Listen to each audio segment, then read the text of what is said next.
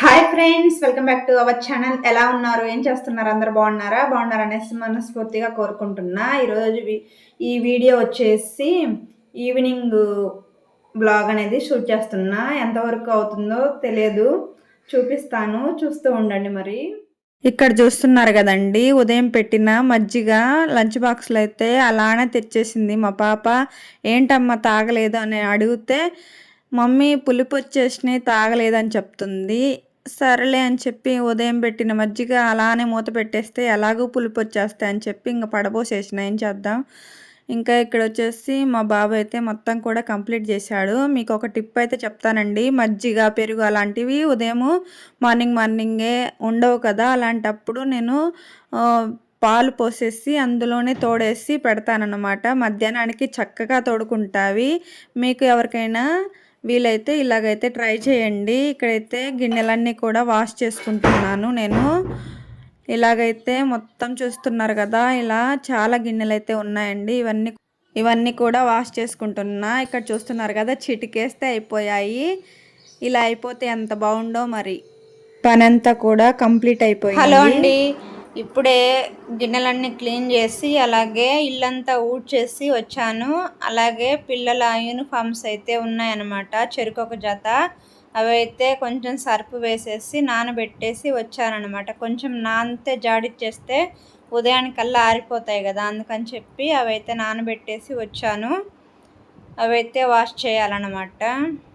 Wash చేస్తే ఉదయానికి ఇబ్బంది లేకుండా ఉంటుంది కదా పిల్లలకి, అందుకని చెప్పి. ఇక్కడ చూస్తున్నారు కదా, మా ఆర్మీ ఫ్యామిలీస్ పిల్లలందరూ కూడా ఒకే దగ్గర ఉన్నారనమాట.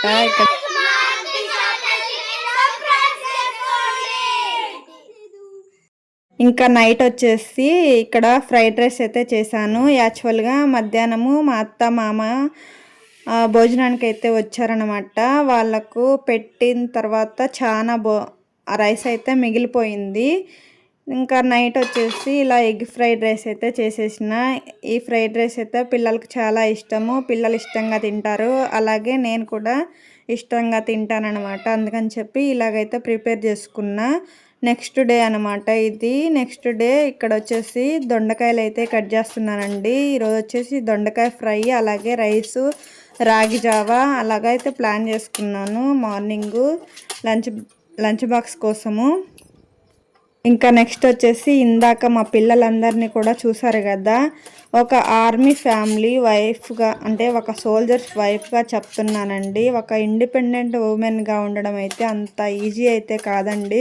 కొంతమంది అయితే అంటూ ఉంటారు, వీళ్ళకేమి హౌస్ కట్టారు, అలాగే జీతం వస్తుంది, అలా ఇలా అనేసి అడుకుంటూ ఉంటారు. కానీ దానికి వెనుక చాలా కష్టమైతే ఉంటుందండి. తను వెళ్ళైతే 2 months అవుతుంది. ఎప్పుడు వస్తారని అయితే ఎదురు చూడడమే సరిపోతుంది అనమాట మాకు. ఇప్పుడైతే ప్రజెంట్ ఫ్యామిలీ పెట్టడానికైతే లేదు, అంటే ఉంటుంది కానీ అక్కడ క్లైమేట్ సెట్ అవ్వక మేమైతే వెళ్ళలేదు. మా పిల్లలకి సెట్ అవ్వదు అని చెప్పి. కానీ కొంతమంది అంటారు వీళ్ళకేమి అంటే ఇప్పుడు పిల్లలకి ఒక్కొక్కసారి బాగుంటుంది, ఒక్కొక్కసారి అయితే బాగోదండి. అలాంటప్పుడు అంటే మనకే బాగోదు, అలాంటప్పుడు ఒంటరిగా హాస్పిటల్కి తీసుకెళ్ళడము, అలా ఇలా ఇంటిని మేనేజ్ చేయడం అంటే అంత ఈజీ అయితే కాదు కదా. అయితే ఇవన్నీ కూడా ఒక సోల్జర్ వైఫ్కి అయితే కంపల్సరీగా తెలిసే ఉంటుందండి. తెలుసు, వాళ్ళైతే కనెక్ట్ అయితే అవుతారు అనుకుంటున్నా. అంటే నేను మ్యారేజ్ అయిన స్టార్టింగ్ ఒక 2 years ఉంటాయి మా పాపకి. అలాగే బాబు అయితే నేను ప్రెగ్నెన్సీతో ఉన్నానన్నమాట అప్పుడు. నెక్స్ట్ అయితే వాళ్ళు ప్రెగ్నెన్సీతో ఉండేటప్పుడు తను రాజస్థాన్లో ఉన్నాడు. అప్పుడైతే క్వార్టర్స్ అయితే పెట్టడం అయితే లేదు, అక్కడైతే క్వార్టర్స్ అయితే కట్టనే లేదనమాట.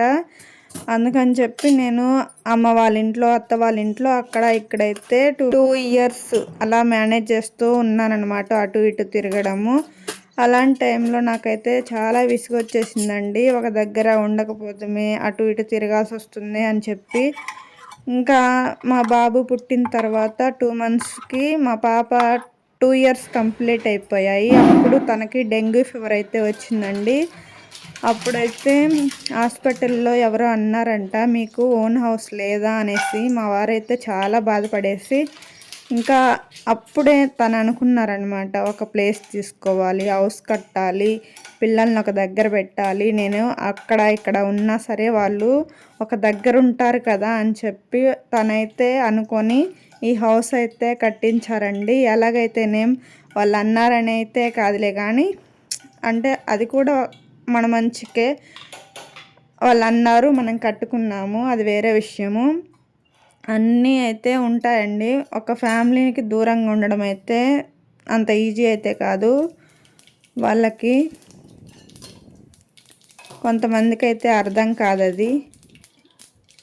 ఇక్కడ వచ్చేసి నెక్స్ట్ సరే టాపిక్ అయితే డైవర్ట్ అయిపోతుంది.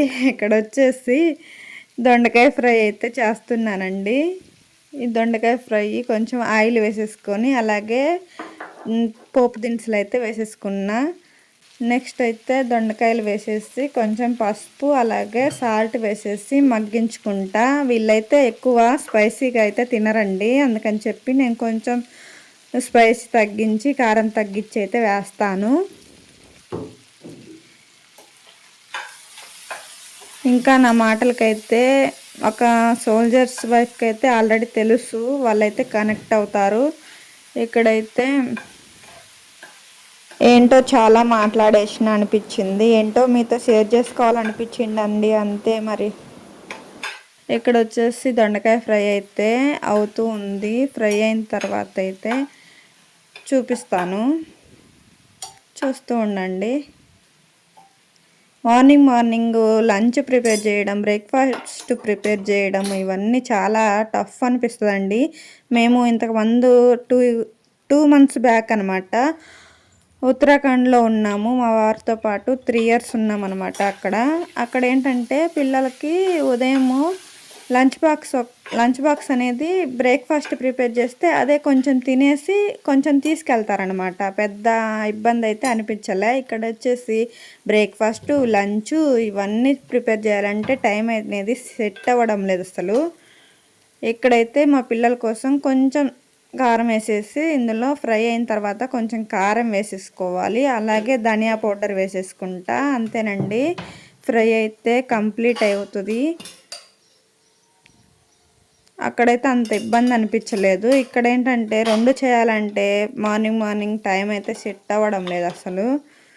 ఎప్పుడన్నా చేస్తే దోశ ఇడ్లీ అయితే చేస్తాను, లేదంటే ఇలాగ రాగి జావ అయితే మంచిగా ఇష్టంగానే తాగుతారండి మా పిల్లలు. రాగి జావ అలాగే బాయిల్డ్ ఎగ్ అయితే ప్రిపేర్ చేస్తా. వీక్లీ 3-4 టైమ్స్ మా ఇంట్లో అయితే అలానే ఉంటుంది అనమాట. బాయిల్డ్ ఎగ్ అలాగే రాగి జావ అయితే ప్రిపేర్ చేస్తాను. సింపుల్గా బ్రేక్ఫాస్ట్ అయితే సరిపోతుంది. ఇక్కడైతే ఫ్రై అయితే కంప్లీట్ అయిపోయింది. వాళ్ళకైతే లంచ్ బాక్స్ అనేది ప్రిపేర్ చేయాలి. ఇక్కడ చూస్తున్నారు కదా, రాగి జావ అయితే ముందే ప్రిపేర్ చేసి ఇలాగా ప్లేట్లో వాటర్ వేసేసి ఇలా పెట్టేసుకున్నా, చల్లారిపోతాయి కదా. ఆ తర్వాత నేను మజ్జిగ అయితే కలుపుకుంటూ ఉన్నాను. ఇక్కడ చాలా హెల్దీ అండి, మంచిది. పిల్లలైతే అలవాటు చేసుకుంటే చాలా మంచిది. పెద్దవాళ్ళం మనం తాగినా కానీ చాలా మంచిది అన్నమాట, హెల్దీగా ఉంటారు కదా.